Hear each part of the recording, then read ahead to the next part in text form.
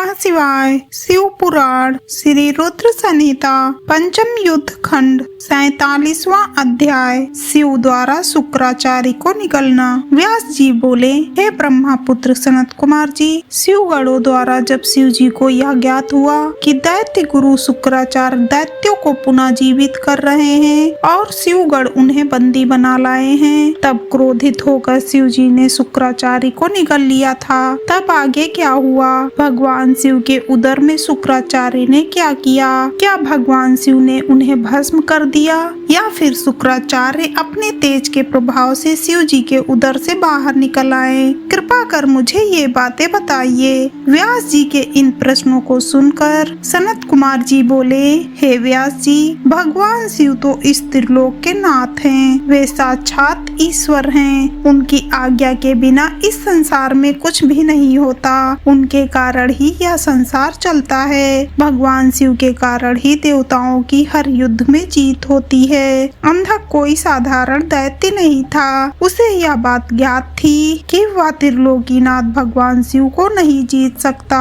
इसीलिए वह अपने दैत्य कुल की रक्षा करने के लिए सर्वप्रथम अपने आराध्य दैत्य गुरु शुक्राचार्य के चरणों में गया और अपने गुरु की वंदना करने लगा। तब उन्होंने प्रसन्न होकर उसे आशीर्वाद दिया। दैत्यराज अंधक ने गुरु शुक्राचार्य से मृत संजीवनी विद्या द्वारा मरे हुए असुरों को जीवित करने की प्रार्थना की। शुक्राचार्य ने अपने शिष्य अंधक की प्रार्थना स्वीकार कर ली और युद्ध भूमि में आ गए। शुक्राचार्य ने भगवान शिव का स्मरण कर अपनी विद्या का प्रयोग करना आरंभ किया।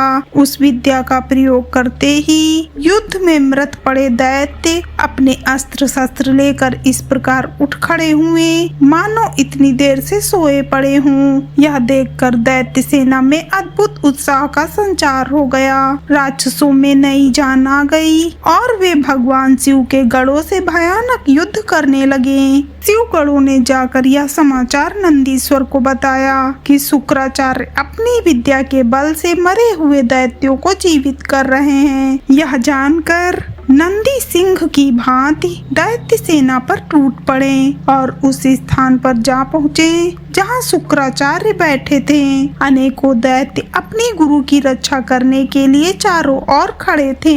नंदी ने शुक्राचार्य को इस प्रकार पकड़ लिया जैसे शेर हाथी के बच्चे को पकड़ लेता है। वे उन्हें उठाकर तेज गति से वहां से निकल पड़े। नंदीश्वर को इस प्रकार अपने गुरु को उठाकर ले जाता देखकर सभी दैत्य उन पर टूट पड़े, परंतु नंदी अपनी वीरता का परिचय देते हुए सबको पछाड़ते हुए आगे बढ़ते रहे। नंदी के मुख से भयानक अग्नि वर्षा हो रही थी जिससे दैत्य उनकी ओर नहीं बढ़ पा रहे थे। इस प्रकार कुछ ही देर में नंदी शुक्राचार्य का अपहरण करके उन्हें भगवान शिव के सम्मुख ले आए। नंदी ने सारी बातें भगवान शिव को कह सुनाई। यह सब सुनकर देवाधिदेव महादेव जी का क्रोध बहुत बढ़ गया और उन्होंने दैत्य गुरु शुक्राचार्य को अपने मुंह में रखकर इस प्रकार निगल लिया जिस प्रकार कोई बालक अपनी पसंदीदा खाने की वस्तु को पल भर में ही सटक जाता है। हर हर महादेव।